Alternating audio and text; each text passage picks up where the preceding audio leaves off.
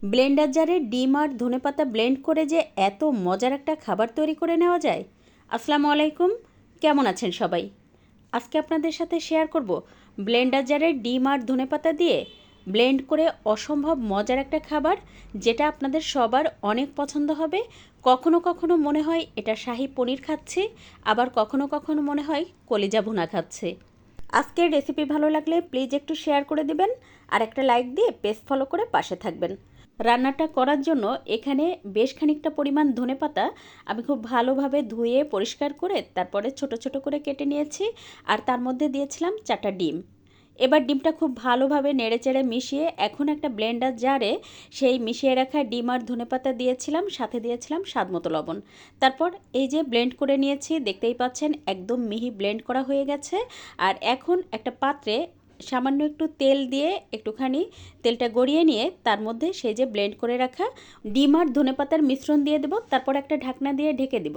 এবার চুলায় একটা প্যানে বেশ খানিকটা পানি দিয়ে একটা স্ট্যান্ড বসিয়ে দিয়ে তারপর সেই যে পাত্রটা বসিয়ে দিয়ে তার উপর ঢাকনা দিয়ে ঢেকে অপেক্ষা করব পুরোপুরি জমে যাওয়া পর্যন্ত। আর এদিকে মশলার জন্য অন্য একটা ব্লেন্ডার জারে দিয়ে দিলাম 2টা টমেটো কেটে, তার সাথে দিয়েছি 2টা পেঁয়াজ কুচি, আর দিয়েছি 2 টেবিল চামচ পরিমাণ টক দই।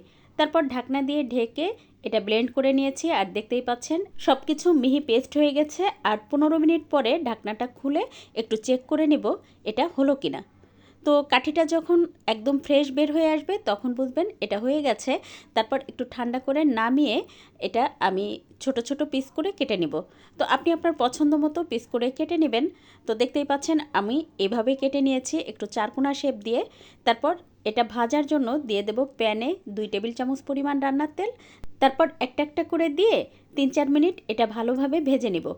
আপনি চাইলে এটা না ভেজেও রান্না করে নিতে পারেন, সেটাও খেতে ভালো লাগে, তবে একটু ভেজে নিলে খেতে আমার মনে হয় বেশি টেস্ট হয়। তো দেখতেই পাচ্ছেন আমার কিন্তু সবগুলো ভাজা হয়ে গেছে, আমি তুলে নেব।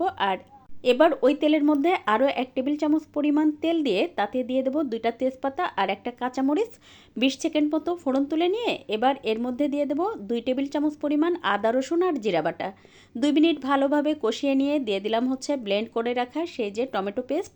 তারপরে এটা 2-3 মিনিট নেড়ে চেড়ে এখন এর মধ্যে দিয়ে দেবো স্বাদমতো লবণ, 1 চা চামচ পরিমাণ হলুদ গুঁড়া, 1 চা চামচ পরিমাণ শুকনো মরিচের গুঁড়া। তারপর সব কিছু খুব সুন্দর করে কষিয়ে নেব। একটু সময় নিয়ে কষিয়ে নিতে হবে যেন কাঁচা গন্ধটা না থাকে। তো দেখতেই পেলেন ব্লেন্ডার জার ধুয়ে আমি কিন্তু 2 টেবিল চামচ পরিমাণ পানি দিয়ে এটা প্রায় 7-8 মিনিট খুব ভালোভাবে কষিয়ে নিয়েছি। যেহেতু এখানে কাঁচা টমেটো পেঁয়াজ আমি ব্লেন্ড করে দিয়েছি, তাই কিন্তু একটু সময় নিয়ে কষিয়ে নিতে হবে। এবার ভেজে রাখা ডিম ধনেপাতার পনির দিয়ে দেব। আচ্ছা, এটাকে কি বলে আমি তো বুঝতে পারছি না। তো এটা দিয়ে তারপর 2-3 মিনিট খুব ভালোভাবে কষিয়ে নিয়েছি। এখন এর মধ্যে 1 কাপ পরিমাণ পানি দিয়ে ঢাকনা দিয়ে ঢেকে চুলার আঁচ মিডিয়াম রেখে রান্না করে নেব 7-8 মিনিট। আর যেহেতু এটা খুব ভালোভাবে সিদ্ধ করা ছিল, তাই কিন্তু রান্না করতে খুব একটা সময় লাগবে না। প্রায় 6 মিনিট পরে আমি ঢাকনাটা খুলে একটু নেড়ে দিয়েছি, আর দেখতেই পাচ্ছেন আমার কিন্তু ঝোলটা বেশ খানিকটা কমে আসছে। তো এই পর্যায়ে দিয়ে দেব 2টা কাঁচামরিচ। আর এই কাঁচামরিচে কী যে সুন্দর একটা ফ্লেভার পাওয়া যায়। আমি যখন ভাত খাই তখন তো কাঁচামরিচটা একটু ভেঙে খাই, খেতে অনেক ভালো লাগে। তারপরে নামানোর আগে দিয়ে দেব হচ্ছে 1 চা চামচ পরিমাণ ঘি। আর ঘিটা অবশ্যই দেওয়ার চেষ্টা করবেন, এতে করে আপনি যখন ডিমের এই রান্নাটা দিয়ে ভাত খাবেন অথবা রুটি পরোটা, তখন কিন্তু মনে হবে আপনি শাহী পনির দিয়ে ভাত খাচ্ছেন। এতটা মজার হয়। তাই কিন্তু 1 টেবিল চামচ বা 1 চা চামচ ঘি দেওয়ার চেষ্টা করবেন। তো দেখতেই পাচ্ছেন আমার কিন্তু পুরো রান্নাটা কমপ্লিট হয়ে গেছে। এখন আমি আপনাদের সাথে পরিবেশন করছি। তো দেখে কি মনে হচ্ছে? এটা একদম কলিজা ভুনা মনে হচ্ছে না? শীতের সময় দেশি ফ্রেশ ফ্রেশ ধনেপাতা পাওয়া যায়, তাই ডিম দিয়ে একবার হলেও এই রেসিপিটি তৈরি করে খান। ইনশাল্লাহ ভালো লাগবে। আর বাচ্চারা তো এটা অনেক বেশি পছন্দ করে খায়। আমার বাড়ির ছোট সদস্য যে, সেও কিন্তু এটা অনেক পছন্দ করে খেয়েছে।